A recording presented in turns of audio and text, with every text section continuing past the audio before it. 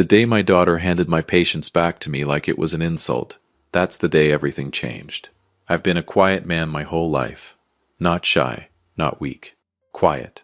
There's a difference, though most people don't figure that out until it's too late. My name is Nathan Huff. I'm 67 years old. I live alone in a clean, modest house on Westbrook Chase Drive in Alpharetta, Georgia. A neighborhood that smells like fresh-cut grass in June and has the kind of stillness that either comforts you or drives you crazy, depending on what you're running from. I'm not running from anything anymore. Hadn't been for years. But some people who should have known better, had mistaken my stillness for surrender. That mistake was about to cost them everything. It was Father's Day, June. Georgia summer already doing what Georgia summer does. Thick air, white sky, heat that sits on your shoulders like a man who overstayed his welcome. I pulled into the driveway of Page and Russell's place on Hembry Road, one of those new construction colonials with the 3-car garage and the landscaping that's just a little too perfect. The kind of house that says we've arrived to everyone driving past. I helped pay for that landscaping. Not that anyone mentioned it anymore. I grabbed the gift bag from the passenger seat, a leather journal for Paige, the good kind, from that little shop on Milton Avenue she used to love, and walked to the front door. Paige opened it before I could knock. Dad. She smiled, but it was the careful kind, the managed kind, the kind she'd been giving me for about 2 years now. Hey, sweetheart. I hugged her. She smelled like the expensive perfume Russell liked, not the one she used to wear. Russell appeared behind her like he'd been staged there. Charcoal linen shirt, sleeves rolled to the elbow. That smile, the one that never quite reached his eyes. Nathan. He extended his hand. Firm grip. Always too firm, like he was reminding me of something. Russell. I shook it. Same as always. Dinner was set in their formal dining room, the one they used maybe 4 times a year. Crown molding, pendant lights, the whole performance. Paige had made my favorite. I noticed that. I noticed everything. We were 20 minutes in before Russell started. He had a way of doing it, easing into his own importance, like a man lowering himself into a hot bath. Slow, deliberate, savoring every degree. So I don't know if Paige told you, he said, cutting his meat with surgical precision. But we're in the final stages of securing a contract with the Alpharetta Fulton Development Board. She mentioned something, I said. It's significant, Nathan. I mean, he paused like he was being modest, though Russell Boyd had never been modest a day in his life. We're talking about the North Point Corridor project, mixed-use development, 42 acres, the kind of deal that puts you on the map permanently. Paige beamed at him. That beam, the one she used to give me when she made honor roll.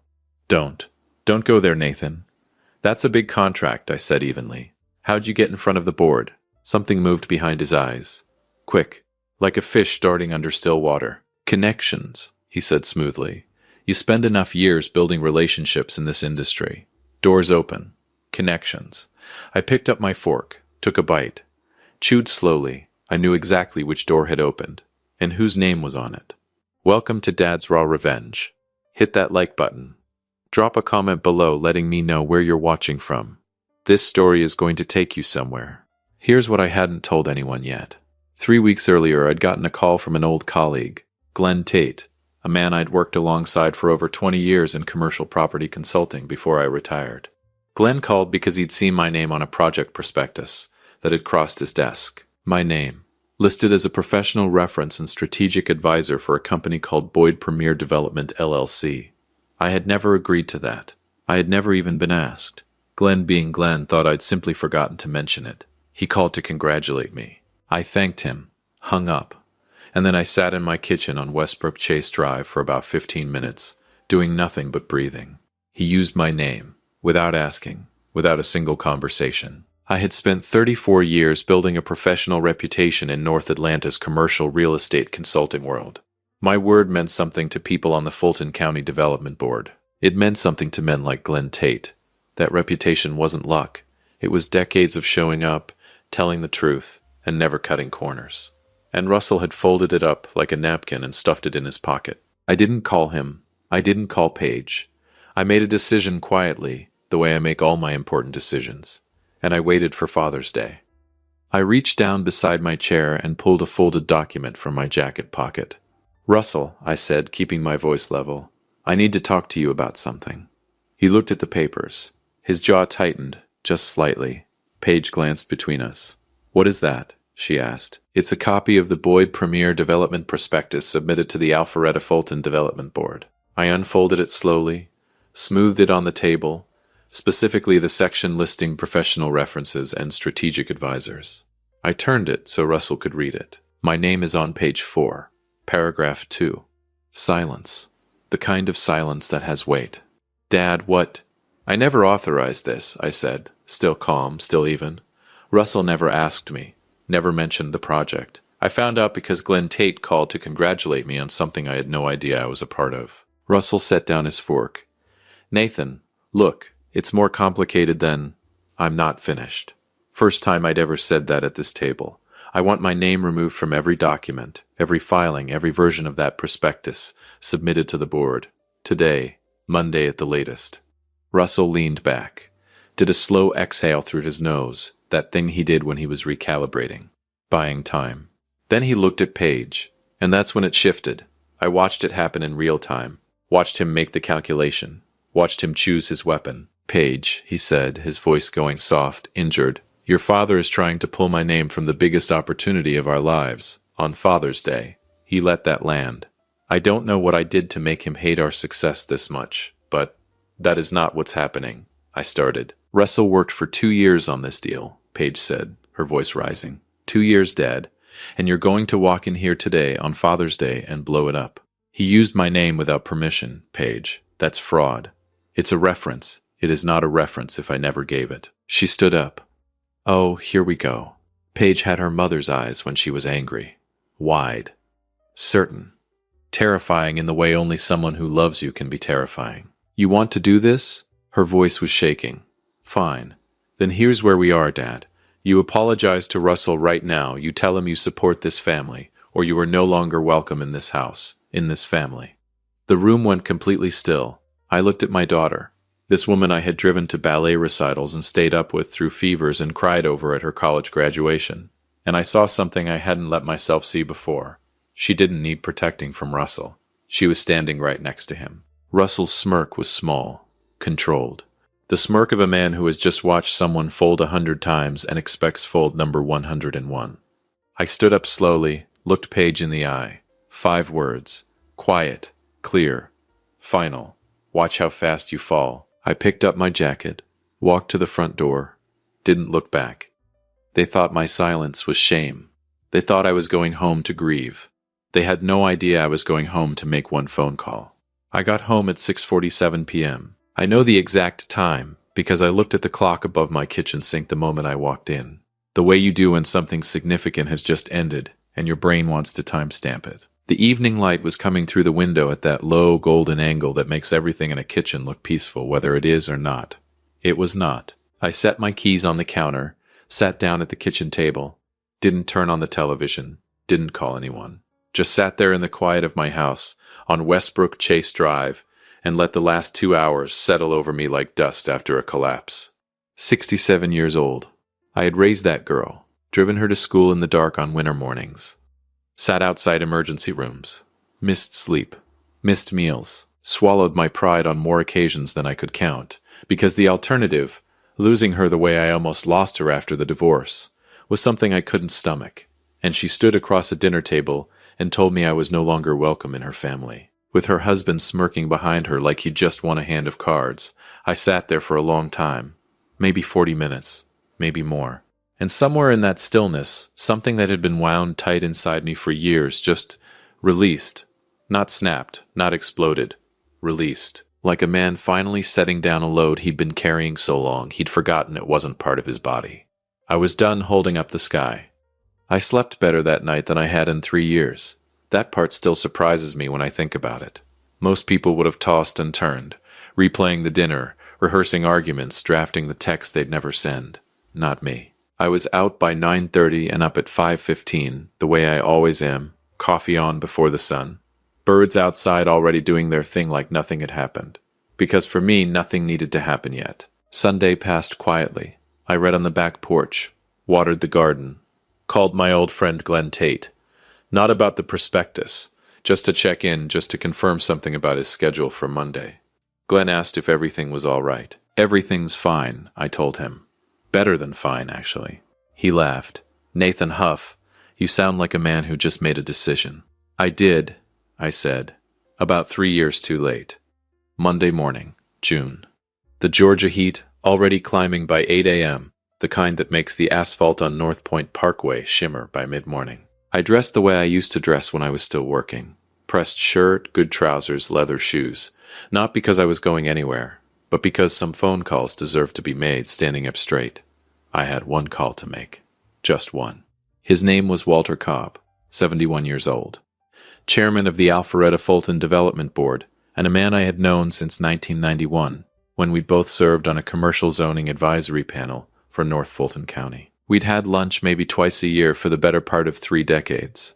He'd attended my retirement dinner, visited when my mother passed. Walter Cobb was the kind of man who had spent 50 years in Georgia development circles and had never once had his integrity questioned, which meant he valued integrity the way some men value money, personally and without apology. I dialed his direct line at 8:45. He picked up on the second ring. Nathan. Warm. Genuine. Don't tell me you're finally coming out of retirement. Not quite, I said. Walter, I need about 10 minutes, and I need you to hear me clearly, because what I'm about to tell you is something I should have said the moment I found out. A pause. When Walter spoke again, the warmth was still there, but underneath it was something else. Attention. The focused, serious kind. Go ahead. I told him everything. Calmly, sequentially. No editorializing, no emotion, no drama. I told him that my name appeared on the Boyd Premier Development Prospectus as a professional reference and strategic advisor. I told him I had never been approached, never consulted, never asked for permission. I told him I had zero professional association with Russell Boyd, zero knowledge of his business practices, and that my name had been used without my consent to gain access to a multi-million-dollar public development contract. Then I said the part that mattered most. Walter, I've known you 30 years. My name means something, or it doesn't, and I will not let it be borrowed by someone I cannot vouch for to open doors I never agreed to open. Silence on the line. Not the uncomfortable kind, the processing kind. Nathan, Walter finally said, and his voice had gone very quiet, very measured, the voice of a man who has just understood the full dimension of something. Are you prepared to put that in writing? I'll have a signed statement to your office by noon. All right. Another pause. I'm sorry this happened to you. I'm not angry, Walter. I just need my name back. We said goodbye. I hung up, stood in my kitchen for a moment. That was it. 10 minutes. 34 years of reputation, and it only took 10 minutes to tell the truth. I typed the signed statement myself, printed it, drove it to the board's administrative office on Windward Parkway, before 11 a.m. The receptionist, a young woman who clearly recognized my name from the document she received, looked up at me with an expression I couldn't quite read. Mr. Huff, she said, we'll make sure this goes directly to Mr. Cobb. Thank you, I said, and walked out. I want to tell you I spent the rest of Monday feeling triumphant, that I went home and poured something strong and sat on the porch watching the sunset, like a man who just won something. But that's not what happened. I went home and felt the grief of it, because here's the thing nobody tells you about finally stopping, about pulling your hand off the weight you've been holding up for years.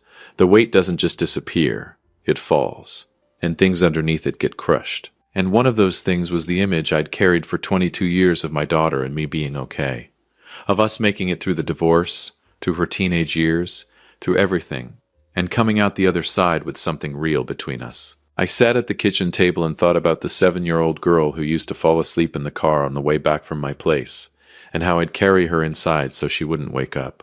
She was so small then. I gave myself Monday evening to feel that. All of it. No shortcuts. Tuesday, I got up and moved on. What happened next, I didn't engineer. I want to be clear about that. I made one phone call, one statement. I didn't contact Russell's competitors. Didn't call his associates or clients. Didn't post anything or tell anyone who didn't directly need to know. I just told the truth to one man who had the authority to act on it, and the dominoes fell on their own. By Tuesday afternoon, I learned through Glenn, who had his own sources inside the development community, that the Alpharetta Fulton Development Board had suspended the North Point Corridor contract review, pending a full audit of the Boyd Premier Development Prospectus. Legal had been looped in. The board's ethics protocol had been triggered automatically the moment fraudulent references were identified in a public contract submission. They didn't just pull the deal. They flagged the file, which meant Russell Boyd's name was now attached to a documented case of fraudulent professional misrepresentation on a public development project in Fulton County, Georgia. And in the commercial real estate development world, particularly in a market like North Atlanta, where everybody knows everybody and reputation is the actual currency, that flag didn't stay quiet.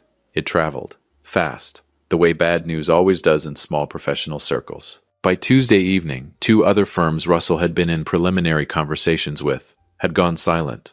No calls returned, no emails answered. The professional equivalent of a door being shut very politely in your face. Glenn called me Tuesday night. "Nathan, I don't know exactly what you said to Walter, but I just told him the truth."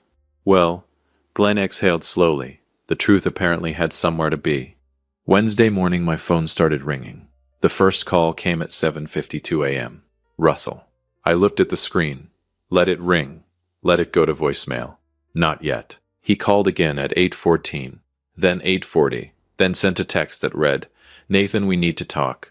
This has gotten way out of hand and I think there's been a misunderstanding. Please call me back." Misunderstanding. Interesting word for a man who typed my name into a legal document without my knowledge. I didn't respond. At 9:30, Paige called. I stared at her name on the screen for a long moment. My daughter, my little girl, the one who told me I wasn't welcome in her family 3 days ago. I let it ring. I needed her to arrive at understanding on her own, not because I'd answered and walked her there. That's the thing about truth. If you deliver it, people can reject the delivery. But if they find it themselves, if they stumble into it in their own living room, at 9 in the morning, while their husband is making his 14th panicked phone call, and the walls are coming down around them, it sticks differently. It sticks to the bone. What I found out later from Paige herself in a conversation that I'll carry with me for the rest of my life was what happened inside that house on Hembry Road on Wednesday morning. Russell had come home Tuesday night already cracking. The professional silence from his contacts had unnerved him in a way Paige had never seen before. He'd been on the phone until midnight. By Wednesday morning, he'd received formal written notification from the board. The deal was dead. The flag was real, and 2 industry contacts had quietly, professionally made it clear they wouldn't be moving forward with any pending conversations. And that's when Russell stopped performing. The charm went first, then the composure. Then whatever careful architecture he'd built around himself in that house came apart at the seams. And what was underneath wasn't the ambitious, image-conscious man Paige had married. It was someone ugly, someone desperate, and pointed, and mean. He turned on her the way cornered people turn on whoever is closest, blamed her father, blamed her, said things, and I won't repeat all of them because they're not mine to repeat, that made it clear in the starkest possible terms exactly what Paige had been to Russell Boyd. A door, that's all. A door with my name on it. And when the door stopped being useful, he didn't even try to hide it. By Wednesday afternoon, Paige was sitting alone in the house on Hembry Road, her husband having driven off somewhere in a fury, her phone in her hand, looking at my number. 3 days after Father's Day, exactly like I said. She thought my silence was punishment. It wasn't. It was the first time in 22 years I'd let her face something without me standing between her and the fall, and I'd be lying if I said it didn't cost me.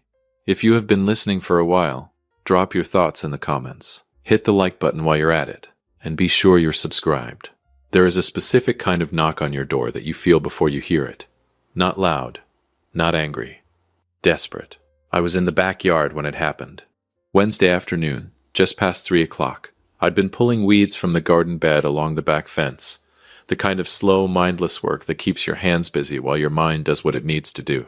The Georgia heat had softened slightly, that brief, merciful window between afternoon and evening, when the air almost feels forgiving. My phone had been face down on the patio table since noon. I wasn't hiding. I just wasn't available. There's a difference, though. Most people confuse the two. I heard the knock from the backyard. 3 times. Careful, almost apologetic. I knew who it was before I reached the door. I pulled off my garden gloves, walked through the house slowly, looked through the sidelight window beside the front door. Paige. She was standing on my porch on Westbrook Chase Drive, in a wrinkled linen blouse, the pale yellow one she'd had for years, the one she wore when she wasn't trying to impress anyone. Her hair wasn't done. No makeup. red around the eyes in a way that told me she hadn't just cried recently. She'd been crying for hours. 29 years old, and she looked like she was 7 again. Standing outside my apartment door the first weekend after the divorce, backpack on, stuffed rabbit under her arm, trying to be brave. I opened the door. She looked at me. Her chin trembled once, then she locked it down. Dad. Her voice was barely holding together. Can I come in? I stepped aside.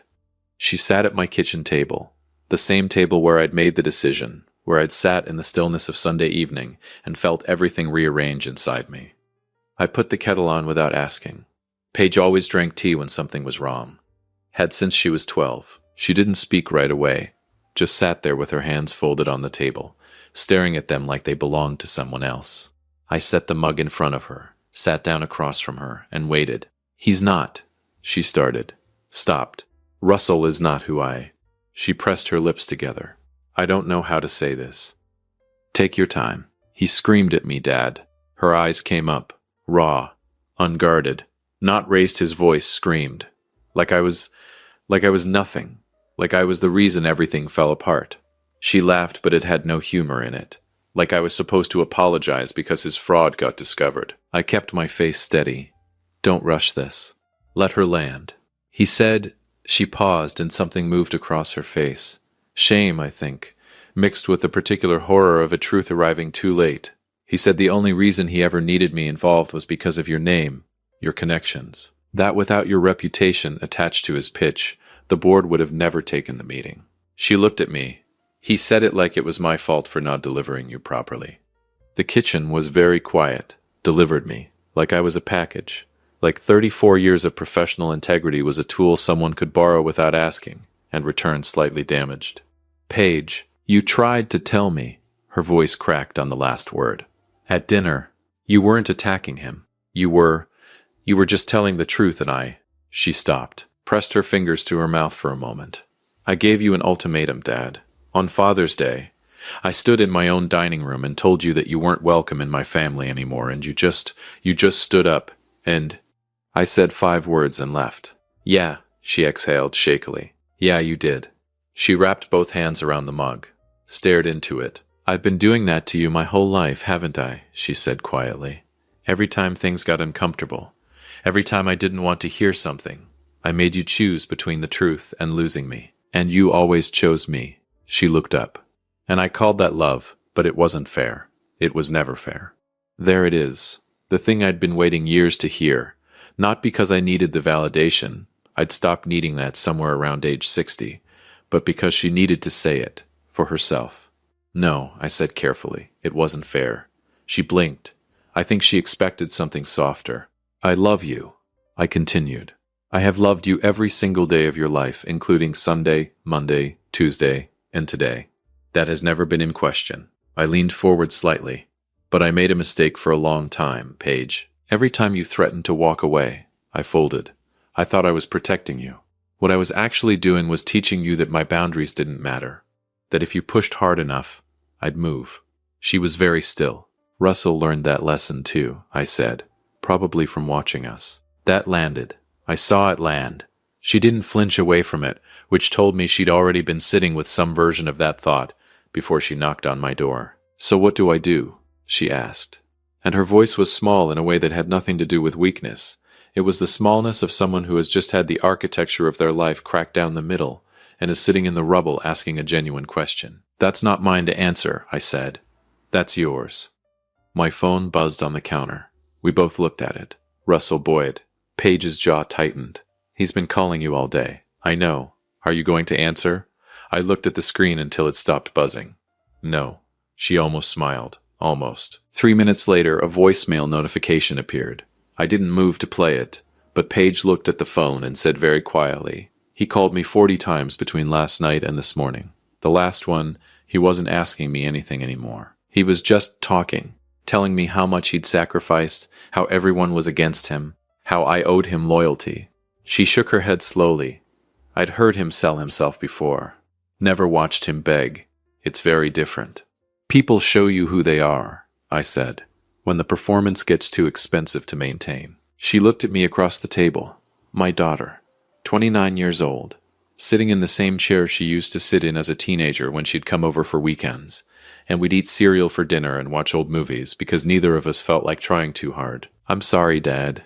Not performed, not managed, just real, plain. The way an apology sounds when it actually costs something. I'm so sorry for what I said at dinner and for everything before it. I reached across the table and put my hand over hers. I know. We stayed like that for a moment. Then I stood up and refilled the kettle. Russell called twice more that evening. The second time, he left a voicemail that was 3 minutes and 40 seconds long. I know because I eventually played it. Once, alone, after Paige had gone. He started with justifications, moved through explanations, arrived somewhere in the middle at something that resembled an apology, though it was the kind of apology that's really just a well-dressed request. He needed me to call Walter Cobb, needed me to clarify the situation, needed me to explain that there'd been a miscommunication, and that Russell Boyd was a man of integrity who'd simply moved too fast in his eagerness. 3 minutes and 40 seconds. A man of integrity. From a voicemail left by someone who forged professional references on a public contract submission. I deleted it. I've thought a lot about what mercy looks like at 67. When you're young, you think mercy is softness. You think forgiveness means reopening every door you closed. You think love means absorbing whatever someone throws at you and coming back smiling. I don't think that anymore. Paige came back 2 days later. We talked again, longer this time, harder in some places. She'd spoken to an attorney. She was asking the right questions, making the hard decisions, and she was doing it without asking me to carry it for her. That was the thing that told me she was going to be all right. I told her she could call me, any time, for anything real. What I didn't tell her, what I didn't need to say out loud, was that the door she thought she'd closed on Father's Day had never actually locked. Because I'm her father. That part doesn't negotiate. But the version of me that folded every time she pushed, that man retired on a Sunday evening in June, somewhere between the dinner and the drive home. Russell Boyd called one final time on Thursday morning, 7 a.m. Before I'd even finished my first cup of coffee, I looked at the screen, sent it to voicemail, made my eggs, watched the birds in the backyard, read the paper.